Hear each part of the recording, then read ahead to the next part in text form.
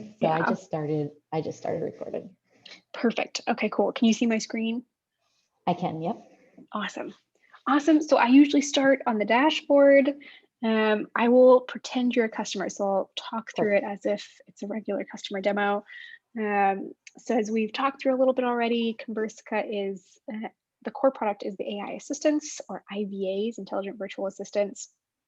And the star of the show that I wanted to show you guys right off the bat is Rachel Brooks. So the dashboard is pretty general. We'll come back to it a few points, but the star of the show here is Rachel, who's not a real person. She just has a, a stock image, and she's been a member of the team for many years now. So she's essentially been augmenting our human teams, both the sales, marketing, and the success teams, by reaching out to prospects and customers, communicating with them, doing all of that back and forth that really is a time suck for all of our human teams so they can focus on more substantial work. So just like a sales rep, she has her own stats. She's helped book over 1,000 appointments for us. She's created all of these opportunities. She's contributed to quite a bit in opportunity amount and pipeline, as you can see here.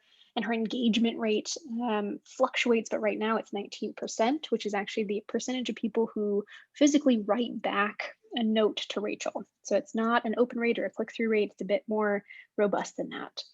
And I'll show you what one of her conversations actually looks like. So I pulled up an example here, a bit of an older one, but it's a good one because it shows you the full 3 phases of conversation. And right off the bat here, as you can see, everything in blue, all of these messages are the ones that Rachel has sent to Garnet, in this case, one of the prospects that we're communicating with. Everything in this block here has been written, quote unquote, by Rachel. So this is where the AI really comes into play. So this part that you're seeing here is her natural language generation abilities. So the actual ability to dynamically generate all sorts of different texts and versions of texts and language that feels very human, looks very human. And a couple of quick notes on that is, one, right now she's emailing this guy who looks like he's a Dreamforce lead. So presumably, that being a pretty big event, we probably got a pretty hefty lead list from that event. Let's say maybe it was 2,500 people on that lead list, and we want Rachel to reach out to and communicate with all of those different folks. So everybody on that lead list is going to receive a different email from Rachel. And that's really the key, the scalability of the AI is Rachel's ability to dynamically generate different text for every single person she's communicating with. So it looks very unique and feels very personalized, which is something that I could never do unless I had a million hours in every day. I would probably just copy and paste things and send it to all of these different people because that's way easier for me as a person. The AI's capability to actually generate all of these within seconds of each other and continue with all of these different conversations simultaneously is really how it fills in the bandwidth problems of a lot of human teams. So all these are going to look very different. One, of course, that's great because if you're emailing more than one person on the team, right now, since everybody's working from home, if you're emailing more than one person in the household, they all can look over each other's shoulders and say, oh, I got a totally different email from Rachel. It must be, wow, she's really taking the time to reach out to each of us personally. It'll usually incite a bit more engagement from somebody. It also is great because it keeps deliverability rates really high. So one of the problems with mass emails, marketing emails, email blasts is that they often get caught in spam filters. They feel very impersonal. So her ability to generate different language means the deliverability rate hovers around 98%. So you're guaranteed to actually get those conversations going. So they won't get stuck in spam filters. And as you notice here, the conversations she's having are very different and usually very complementary to marketing emails or other emails you might already be sending. So she's really just trying to reach out and have a conversation. So she'll usually introduce herself. Hey, my name is Rachel. She'll reference where this person came from. So in this case, stopping by the booth at Dreamforce. And she'll always ask a question. And that's for a couple reasons. One, because she's really trying to get this person to go towards a specific goal. In this case, she really wants to help set up a call. So she's trying to guide the conversation a bit. And of course, also trying to get this person to respond. So she'll ask a question to try to get them to engage in the conversation. And she's very persistent. So you'll see the first email she sends is November 7th. She waits a day, doesn't get a response yet, so she tries again. And of course, all of these follow-ups are written by the AI as well. So you as the person are not writing any of this content for her. She is generating all this on her own. She's generating the follow-ups, referencing her first email. All of this is conducted autonomously, so you can go do other things with your day, with your time. So she says, hey, I want to follow up on my previous message. Could I interest you in a call? She'll wait a couple of days this time, hasn't received a response, so tries again. She keeps going until she gets a response back. In this case, it takes quite a few emails.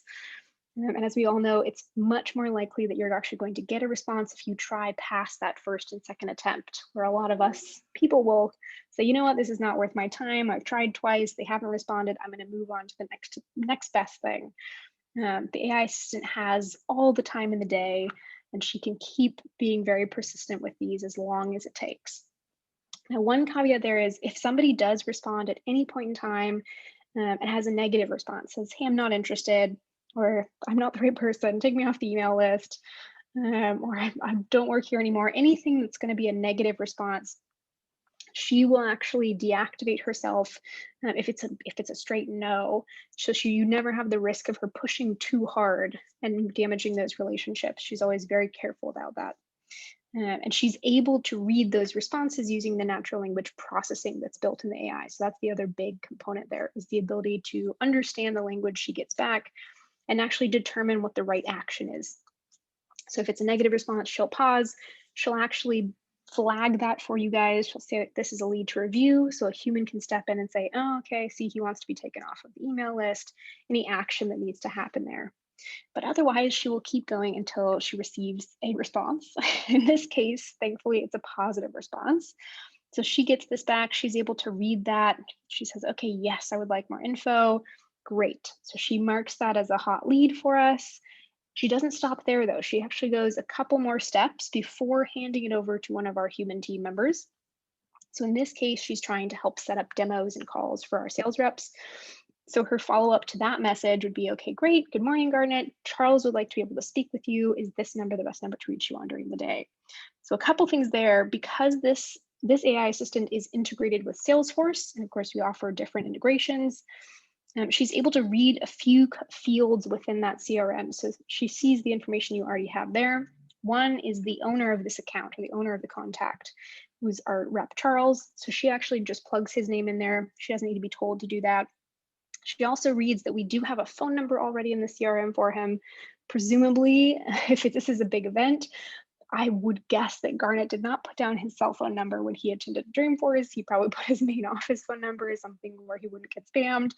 So she's always going to verify contact information that you already have to make sure it's still up to date, accurate, the best phone number, maybe there's a better one, before handing it over to the sales rep to make sure it's really teed up and ready to go.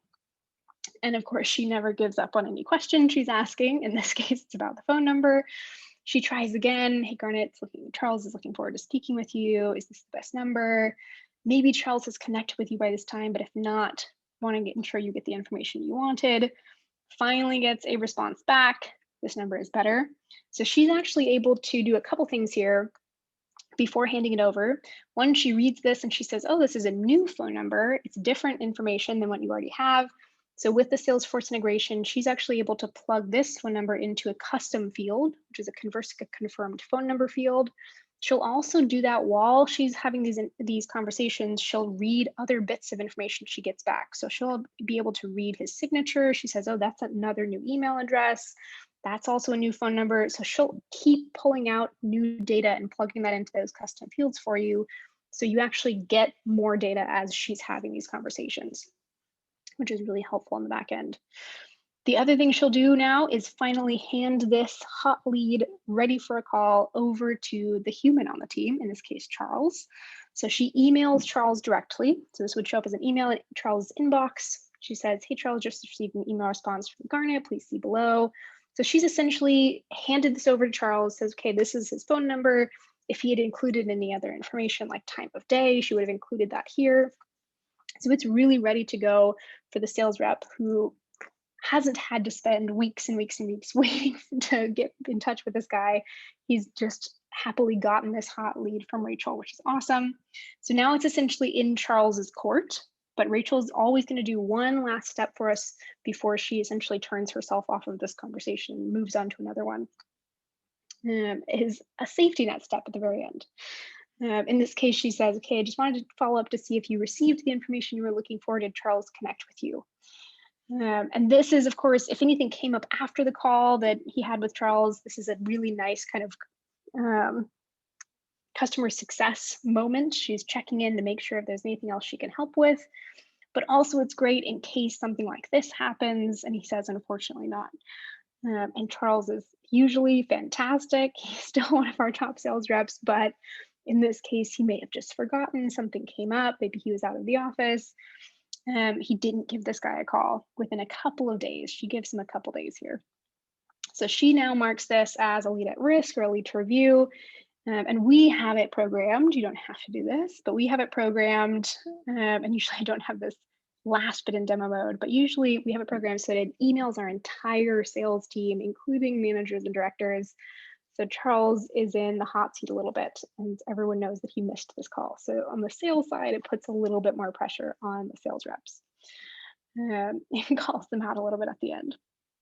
But that essentially are the 3 phases of conversation that an AI assistant will have. She'll first start to reach out, try to get a hold of somebody, try to find those needles in a haystack of people who are interested in whatever goal she's conveying here. And then she'll do a middle step here, whether that's actually sending a calendar link to sign up for a meeting with a rep, whether it's sending an invite for an event that she's reaching out about, or in this case, asking for a good phone number to set up a call. So whatever that middle step is, and then of course that last safety net step, checking to make sure everything happened. So the biggest problem she's trying to solve is the fallibility of being human. So the dropping the calls, not remembering to follow up, or not being able to have the time to follow up, things slipping through the cracks. And she's always going to catch things that slip through the cracks. In this case, it happened after she sent it to our sales rep. Any questions there before I move on to the conversation editor? No, that's pretty straightforward. I appreciate that. Yeah, absolutely. All right, I will jump into our conversation editor to show you how you actually get Rachel started. So Rachel, of course, is fantastic at her job, but she's really just kind of waiting there in the background until you assign her work to do. So this is that step of how you actually hand her a lead list, hand her a list of people you want her to communicate with. So in this case, this is the integration with Salesforce. So you see the Conversica tab is up here just natively within the Salesforce bar, which is awesome. So it's easy to show you start to finish how this works. So the first thing you would do is actually set up a Salesforce campaign. So that's the object that maps over to the Conversica instance. So whether that's a list of the 100 people who signed up for a demo on the website yesterday, or a list of 200 customers that you want to communicate with about new product launch, whatever type of communication that is on the prospect side, on the client side of the house, what have you. Once you create that campaign, you come back into the Conversica tab, into what we call our conversation editor. And what you're actually going to do is decide what type of conversation Rachel's going to have. So she's fluent, we'll say, in lots of different types of conversations. The one that I showed you with Garnet was a post-event follow-up. So we've got a lead list from, in this case, a trade show. We assigned it to her. So it just tells her kind of what type of conversation she's going to have. So I'll show you the same one here. Let's see, stopped by the booth at the event. That seems like a good use case to use here. And what you would do is, if I wasn't in demo mode, you'd actually map the campaign that you just created onto this conversation. That's where the connection happens between the lead list you have in your CRM and the actual conversation that Rachel knows to have. So in this case, I'll select one of our older campaigns just as an example, so I don't mess anything up.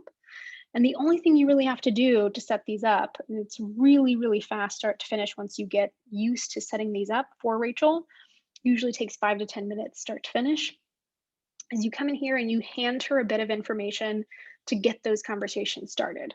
So as an AI assistant, she's great at having conversations. She doesn't know where these leads came from though. So you have to give her a little bit of context so that she can actually get these conversations started. So this is one I actually filled in a while ago as an example for another prospect. I filled it in to look similar to this conversation to show you guys what you actually have to do. So all of these fields on the right-hand side here are fillable. So it's all of the information that you could hand to Rachel so that she knows, okay, this is what happened. They came to the booth instead of maybe a dinner. We saw them at Dreamforce. You plug in this bit of information that gives her that background context. You can also add things, like a lot of clients this year are adding a conversation starter that may be COVID specific. Here saying, we hope you and your family are staying safe. You hand her as much information as you think she needs to have a sufficient conversation. Of course, everything else, she's going to use that information you give her to weave into her follow-up messages. She knows what types of speech those are. It's literally just like as if it was a human on the team walking over to somebody in the office and saying, hey, here's a lead list. It came from this event. This is what happened. We met with all these people. Can you email them? So it's essentially saying the exact same thing, but to Rachel. Once you hand her all that information and you see there's tons of fields here, you don't have to fill all of them in. A lot of times it's a bit more effective if it's a shorter, more succinct message. So this time I only filled in 4 of these variables. Then you're good to go. You hit save changes if it was a real example here, and close. And then click active, which I can't do right now, and it's off and running. So that is right there, what I've just showed you, that less than 5 minutes is how you kick off a conversation, give it to Rachel so she knows what to do. So as the manager of Rachel or the AI assistant, it'll take you that long to start a conversation. And she can be running 10, 15, 20 different conversations at once, which will take her no time at all. It would take us tons and tons of times to actually do that, write those emails. But thankfully, we just have to hand her a lead list, tell her what to do, and she becomes autonomous and does that all for us. Any questions on setting up conversations? That's awesome. And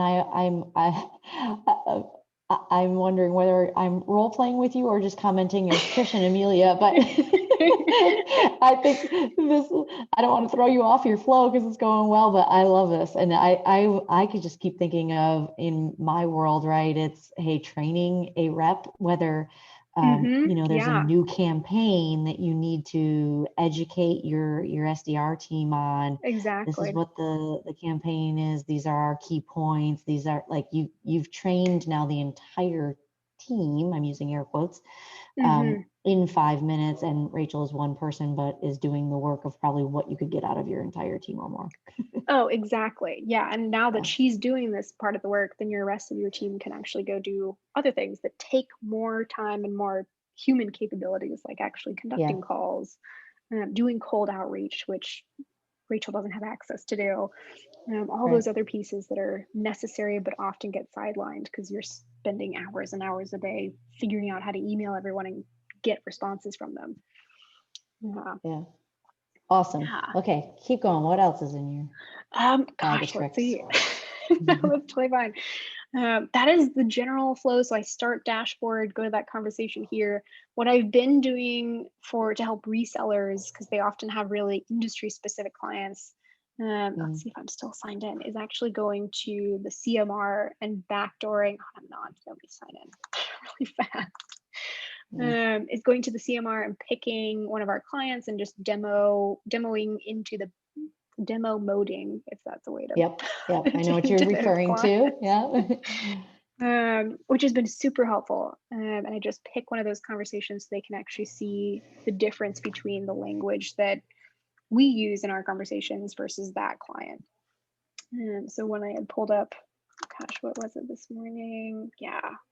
I was supposed to do a demo this morning for an education or a university, and they ended up canceling until January, unfortunately. But I know, right? The week of the holiday was a little tricky.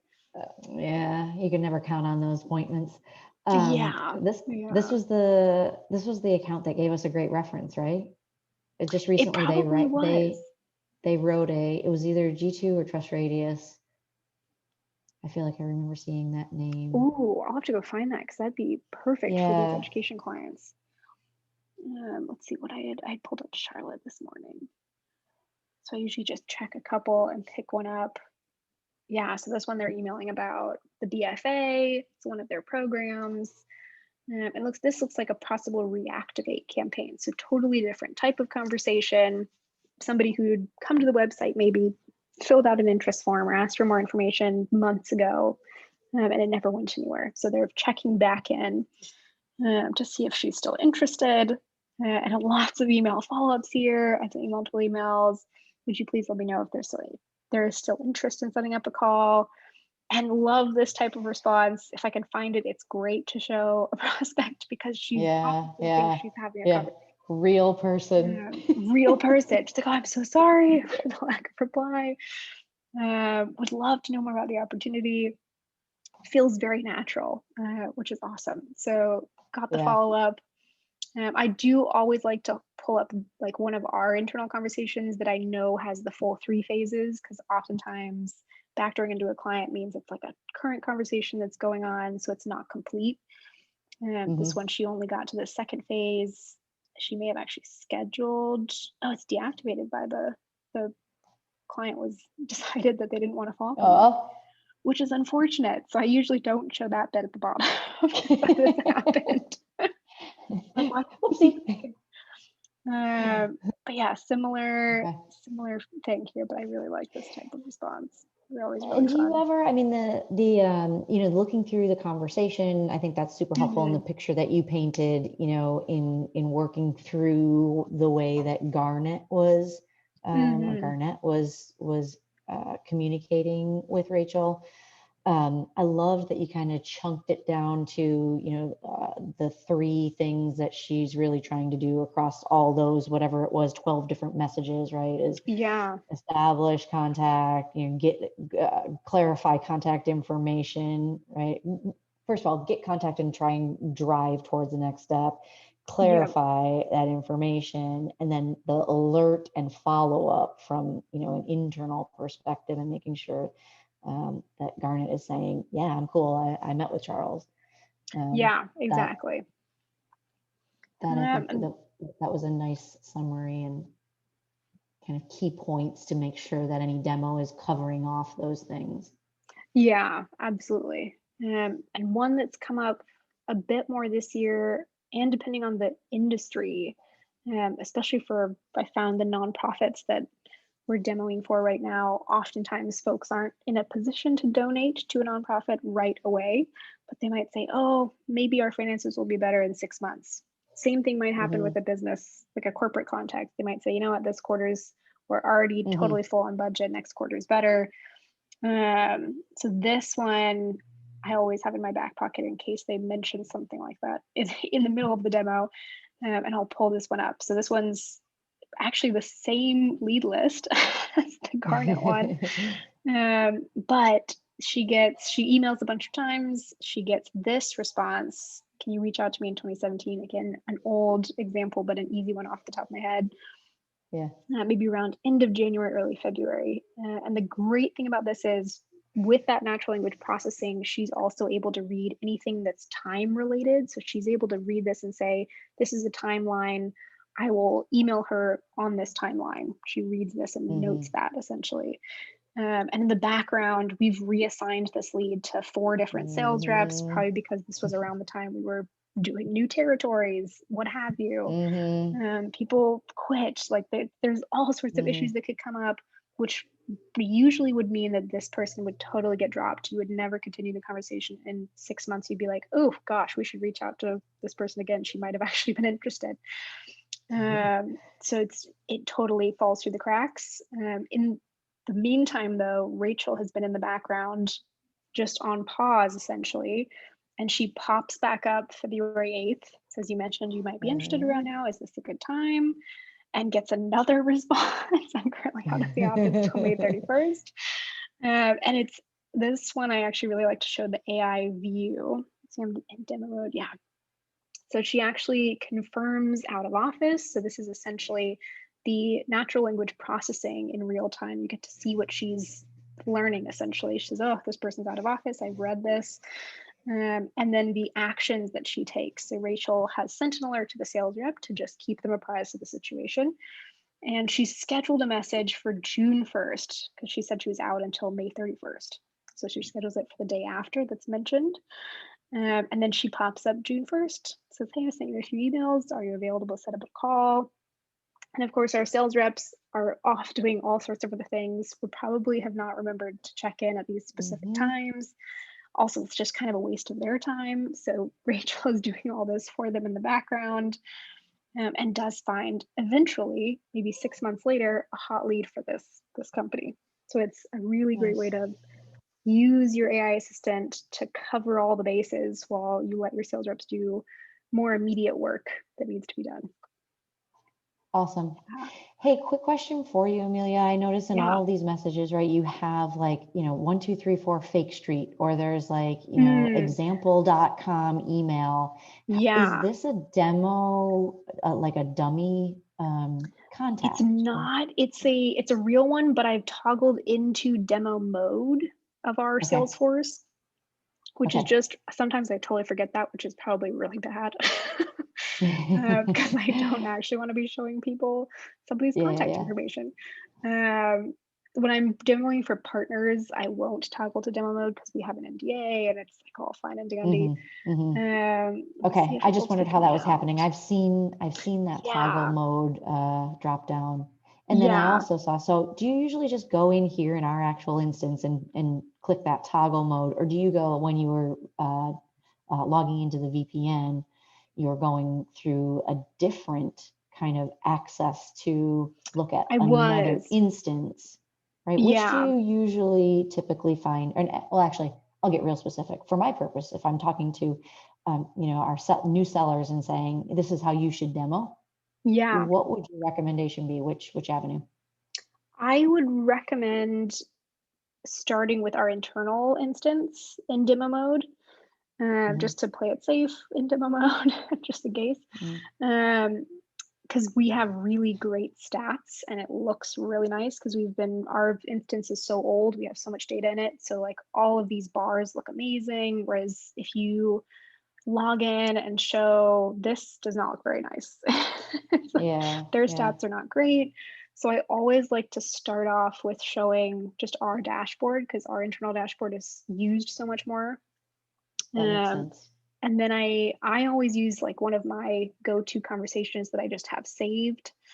And then I always do go into the CMR tool. So I actually log into that as well. So I have two different platforms open. I just have our Salesforce and I have our CMR.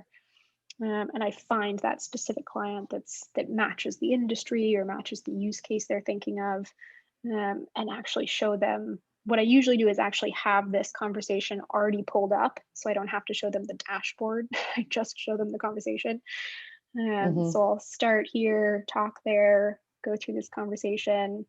Then I might go right over here to this conversation, say, this one matches your industry. It sounds kind of like the programs that you're offering. So you can see the language that they're using. Note this response that she had. And then at the end, I pop back to our internal instance to show them the conversation editor. Mostly, I could do this here within the client, the backdoor that I've done to the client, but I just don't want to mess anything up. So I always do it on Yeah, ours just to ours. make Yeah, sure. yeah. And then what I usually do first is like I will go in here and actually edit it before I get on the call. So I did one recently.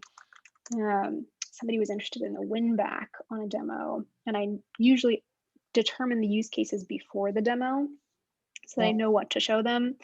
Let's see if I can find the one I did. Is this it? Not this one.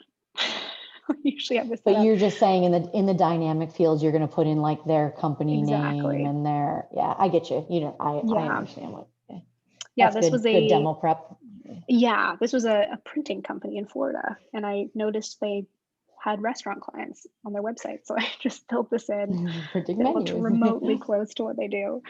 Mhm. So they can actually see how it works and it feels more personal to them on the demo. Excellent. Yeah, so I usually have all this set up before we even start the demo, so I can just pop back and forth, and it's super easy. Awesome. Yeah. So if I were to say kind of like the demo arc is really start out and show the dashboard and make the point that Hmm. we are augmenting your workforce, right, with this wonderful Rachel Brooks, who you Yep. can see amazing stats with, just like we measure our real SDRs or whoever Hmm. in your team, right? You're going to personalize that. she's maybe you call out a couple of the key points that would relate to that function, whether it was a sales, marketing, or CS Exactly. IVA. Yep. And then do you cover anything else on the dashboard? I know in our time here, you didn't like look at those bars on the left or the hot leads list or anything else. Was that purposeful or? It is. I usually try not to spend too much time on the dashboard because it detracts from the highlight, which is the actual conversations. Probably because they already have so many solutions they use internally, and they all have dashboards, and they all kind of start to look the same. But the real exciting piece is the actual conversations that Rachel's having. So I try to jump into the conversation as quickly as possible. If I do have time at the end, especially if I'm talking to either like a sales manager, sales director, this part is great. Like they're like, oh my gosh, all of the leads to review in one place. So I can go review my sales rep's job essentially and see if they're checking these. For marketing teams, I love to highlight the lead source performance because I used to be an event marketer, and this would have been so helpful to me. I know we don't have any events up here right now, but you can, they have a webinar. You can see all these different lead lists you've handed to Rachel.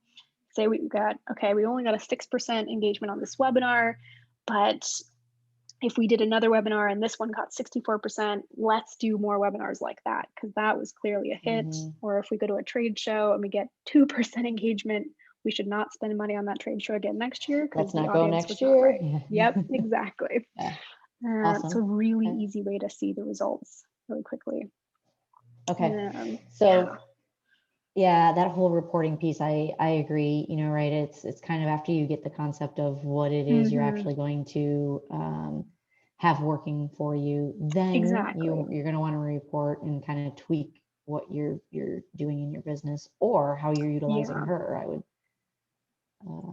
assume. Yeah, absolutely. So I'd only ever come back to the dashboard if we have time after showing them the conversations. Because the conversations also help to dispel a lot of confusion about what Conversica is. Because a lot of times folks will come in and be like, I already have a chat bot, or I know what these look like. And I don't like bots on my communicating with my leads. So it's really key to reset and reposition with them quickly, show them these conversations, see how natural they feel first, see the success of them, and then come back and say on top of that, as like cherry on top, you get all these reporting things. You can see all of your leads in one place. It's super easy. The lead quality report in beta is the one I like to show it because I usually only show one report because otherwise it's just too much information at once. I really like them to keep the conversation top of mind and not be like the star of the demo.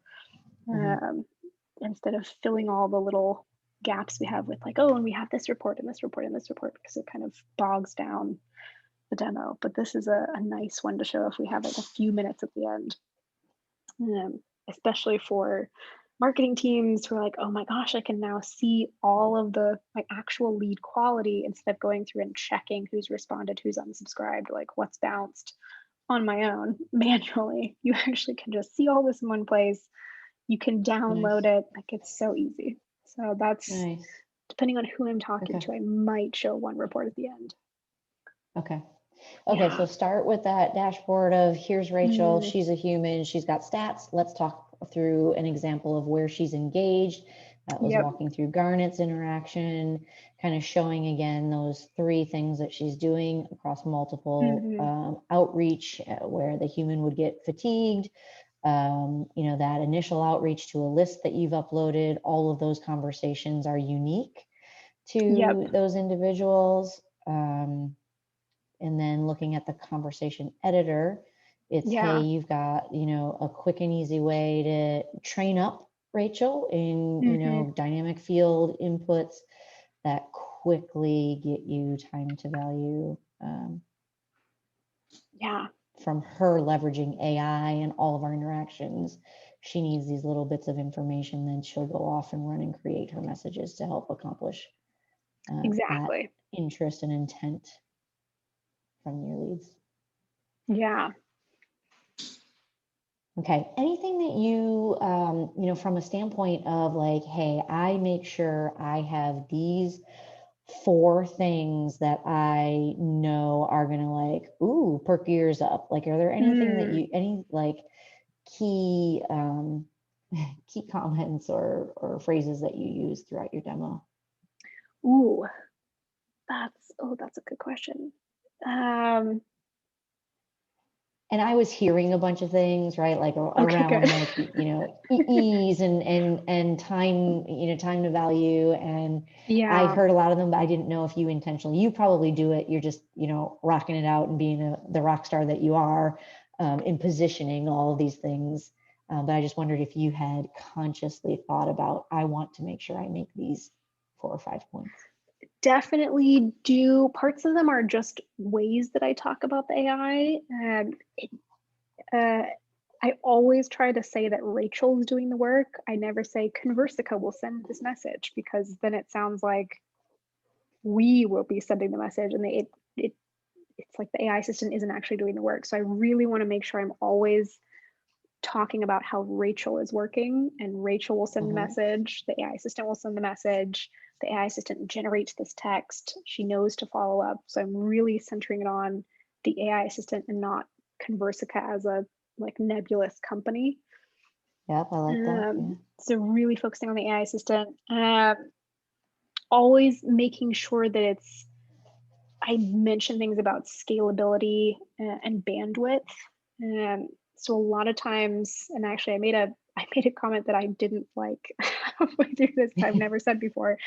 I said she'll do one last step before she moves on to the next conversation, which is not true at all. Of course, she could be having 1,000 different conversations all simultaneously.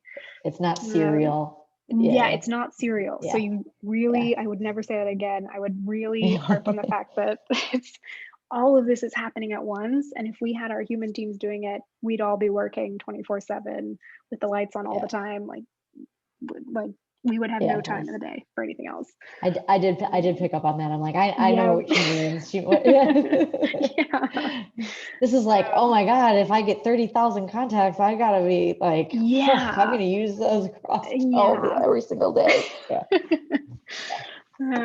Yeah, and I always try to mention the personalization piece or sounding really natural, because a lot of times folks will come in being really jaded about experiences with chatbots, and they're like, it sounded terrible, and I knew it was a Good bot. point. And Yeah. especially why this one is one of those conversations here is The a great example one to where it was, show. Yeah. where it was like, oh, I'm so sorry. I took so long to get back Yeah. to you.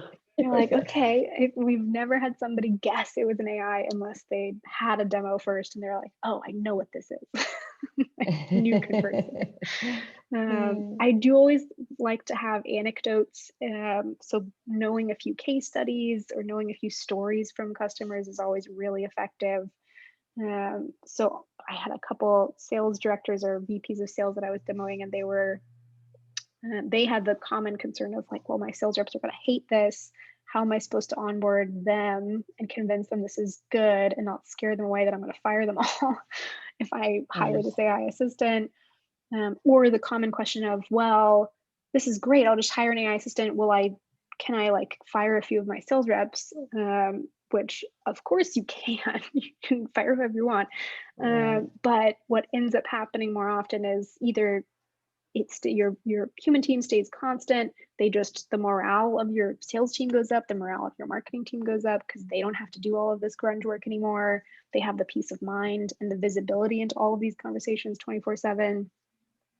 And what actually ends up happening is you end up hiring more people, which I've emphasized that less this year because teams are so strapped and they've had to let people go. But in a normal year, I would mention that, because you end up having more substantial work that fills your plate a lot faster than 1,000 emails would. You have 5 calls and you're done for the day, because you're getting those 5 hot leads from Rachel as opposed to trying to email 100 cold leads. Yeah, as I say, you're going to be working real quality leads versus trying to Exactly. get quality leads. Exactly. So the actual work you're doing takes a bit more time and effort, but also is more fulfilling. You're actually having conversations with people over the phone or demos or meetings, instead of sending and waiting for emails in the background. Awesome. Yeah, definitely. Yeah, I would definitely encourage them to get to know a few case studies that they can really like get behind and be excited to tell. Like some of my favorites are, one is the LA Film School, which is old, but it's such a fun story. And the guy who started using it didn't tell any of his sales reps. And they had two different buildings. And so all of a sudden the sales reps started getting emails from like Sarah or somebody telling them, oh, I got this hot lead. They're ready for a call. And they're like, okay, cool. Like this new girl on the team is sending us tons of stuff and it's really awesome. And 2 weeks in, or it was 2 months in, 2 months in, he held a conference. He was like, I'm so sorry. It's been such a busy time. I forgot to introduce the new person on the team. Held it in a conference room and had a computer on a chair at the other end and was like, this is Sarah. And everyone was like, oh my gosh. So it That's was a way to, awesome. yeah, I That's love that so one. So cute. the sales reps were not afraid Yeah. at all at that point. They were like, oh, this is amazing. It really helps. Can we get more Sarahs? Yes, exactly. Yeah. So yeah, knowing those case studies and like fun little anecdotes is really fun. That's cool. That's cool. Well, this has been super, super helpful. I know we are at time, and I appreciate you walking through this with me. I love your style, and Rashmi was not wrong. You kick butt at that demo. So